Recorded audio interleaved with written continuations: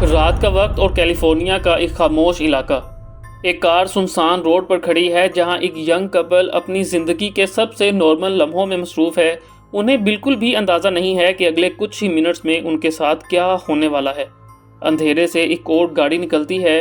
बिना किसी आवाज़ के उनके पास रुकती है। हेडलाइट्स उनकी आंखों में सीधा पड़ती हैं और उस खामोशी के पीछे एक ऐसा चेहरा छुपा होता है जिसे दुनिया कभी पहचान नहीं पाती। ना कोई वार्निंग, ना कोई बहस, सिर्फ गोलियों की आवाज़ और फिर खामोशी। लेकिन ये सिर्फ एक मर्डर नहीं था, ये एक ऐसे खेल की शुरुआत थी जहां एक किलर सिर्फ लोगों को मार नहीं रहा था बल्कि पुलिस, मीडिया और पूरी सोसाइटी के साथ एक साइकोलॉजिकल खेल खेल रहा था।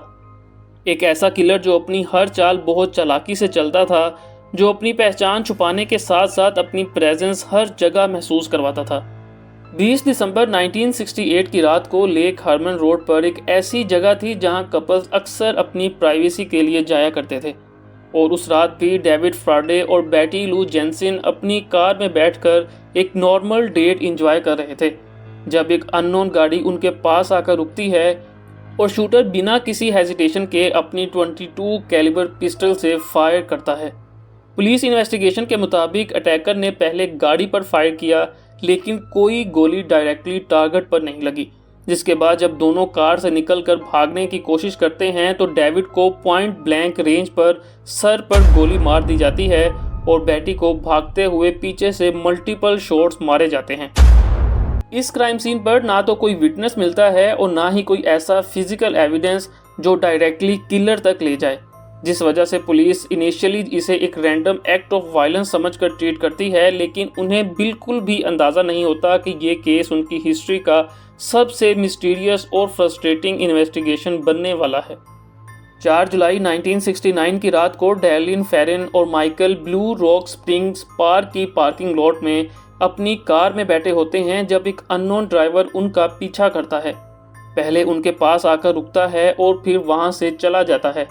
लेकिन कुछ ही मिनट्स बाद वापस आता है और गाड़ी को उनकी गाड़ी के पीछे लगाकर ब्लॉक कर देता है। जब वो गाड़ी से उतरता है तो फ्लैशलाइट सीधा उनकी कार के अंदर मारता है, जिससे डैर्लिन और माइकल को लगता है कि शायद कोई पुलिस ऑफिसर है। लेकिन बिना कुछ बोले वो 9mm पिस्टल से फायरिंग शुरू कर देता है और क्लोज रेंज से मल्टीपल शॉट्स फायर करता है,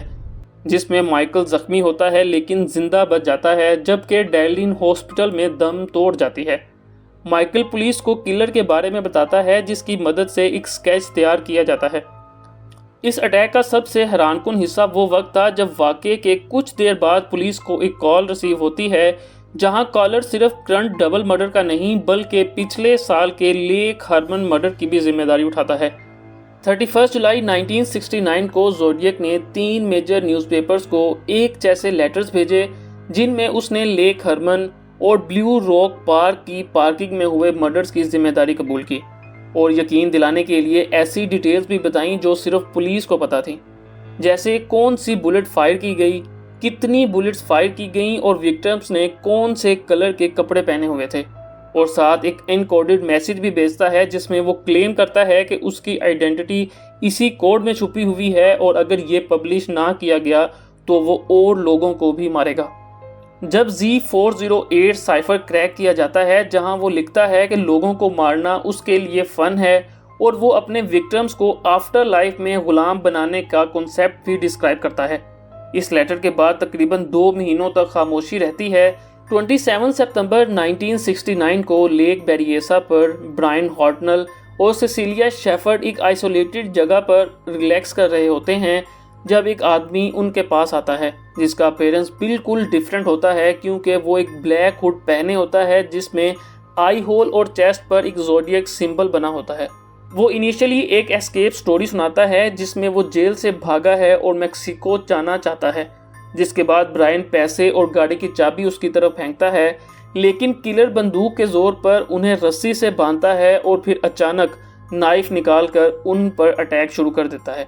और उन्हें मरा हुआ समझकर वहां से चला जाता है। सिसिलिया को इतनी सीरियस इंजरीज होती हैं कि वो 2 दिन बाद हॉस्पिटल में दम तोड़ जाती है,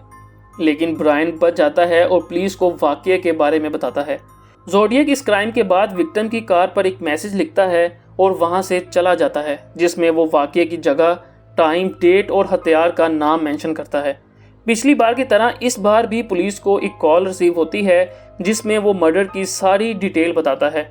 इसी दौरान पुलिस को इन मर्डर्स में एक पैटर्न मिलता है, जिसमें पहला वो सिर्फ यंग कपल्स को टारगेट करता है, दूसरा उसकी टाइमिंग रात का अंधेरा या फिर शाम का वक्त होता है जब हल्का अंधेरा छा जाता है,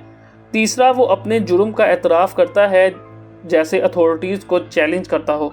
चौथा उसका हमला वीकेंड पर होता है और पांचवा ज़्यादा मर्डर्स डेटिंग पॉइंट्स पर किए जाते हैं। 11 अक्टूबर 1969 को पुलिस का ये पैटर्न गलत साबित होता है जब सैन फ्रांसिस्को में पॉल स्टीन अपनी टैक्सी चला रहा होता है जब वो करीब रात 9:30 बजे एक पैसेंजर को पिक करता है और उसे प्रीसीडियो हार्ट्स ले जाता है, जहां पहुंचकर वो उसे हेडशॉट देता है और उसकी शर्ट का एक पीस काट कर अपने साथ ले जाता है। इस मर्डर का सबसे शॉकिंग एंगल ये है कि 3 विटनेसेस ने किलर को क्लियरली देखा और पुलिस को रिपोर्ट भी किया, लेकिन उनसे गलती हुई ज़ोडिएक का हुलिया बताते हुए उन्होंने उसका रंग ब्लैक बता दिया, जिसकी वजह से ऑफिसर्स ने उस एरिया में एक वाइट आदमी को देखा लेकिन उसे जाने दिया। इन्वेस्टिगेशन के दौरान पॉल स्टीन की गाड़ी से ज़ोडिएक के फिंगरप्रिंट मिल जाते हैं और बाद में ज़ोडिएक फिर से न्यूज़पेपर्स को लेटर लिखता है जिसमें वो क्लेम करता है कि वो वही आदमी था जिसे पुलिस ने रोका था और सबूत के लिए शर्ट का टुकड़ा भी साथ भेज देता है। और इसके बाद वो स्कूल बस को टारगेट करने की धमकी देता है और अगले कई दिनों तक पुलिस ऑफिसर्स ने स्कूल बसेस का पीछा करना शुरू किया, लेकिन स्कूल बसेस पर कभी अटैक ही नहीं हुआ। 1969 से लेकर 1974 तक ज़ोडिएक मल्टीपल लेटर भेजता रहता है जिसमें वो सिर्फ अपने क्राइम्स का जिक्र नहीं बल्कि नए थ्रेट्स भी देता है और अपने स्कोर मेंटेन करता है, जहां वो खुद को 37 और सैन फ्रांसिस्को पुलिस को 0 लिखता है। लेकिन पुलिस का कहना था कि ज़ोडिएक के तरीके से मारे जाने वालों की तादाद सिर्फ 5 है। उसके कुछ कोडेड मैसेजेस जैसे Z13 और Z32 आज तक अनसॉल्व्ड हैं, जबकि Z340 को 2020 में डिकोड किया गया जिसमें वो अपनी आइडेंटिटी रिवील नहीं करता बल्कि सिर्फ पुलिस को टोंट करता है और अपनी फेयरलेसनेस शो करता है कि वो मरने से नहीं डरता। हज़ारों सस्पेक्ट के बावजूद सिर्फ एक नाम ऑफिशियली सामने आता है, आर्थर एलन, जिसके अगेंस्ट काफ़ी एविडेंस थे लेकिन फोरेंसिक लेवल पर कोई सॉलिड प्रूफ नहीं मिलता और डीएनए मिसमैच होने की वजह से केस फिर से डेड एंड पर चला जाता है, जबकि एलन 1992 में मर जाता है। इस दौरान अमेरिका में खौफ का आलम था और इसी बीच अटेंशन पाने के लिए कुछ लोगों ने ज़ोडिएक होने के झूठे वादे भी किए, जिसकी वजह से असली ज़ोडिएक की पहचान करना और भी मुश्किल हो रहा था। आज इतने सालों बाद भी ज़ोडिएक किलर सिर्फ एक नाम नहीं बल्कि एक अनसॉल्व्ड पजल है जो हर जनरेशन को चैलेंज करता है। वो सिर्फ लोगों को मारता नहीं गया बल्कि अपने पीछे सवालों का एक जंगल छोड़ गया जहां हर क्यू किसी नई कन्फ्यूजन की तरफ ले जाता है। और जब एक किलर अपनी पहचान से ज़्यादा अपनी कहानी पर कंट्रोल करने लग जाए तो उसे पकड़ना मुश्किल ही नहीं बल्कि नामुमकिन हो जाता है।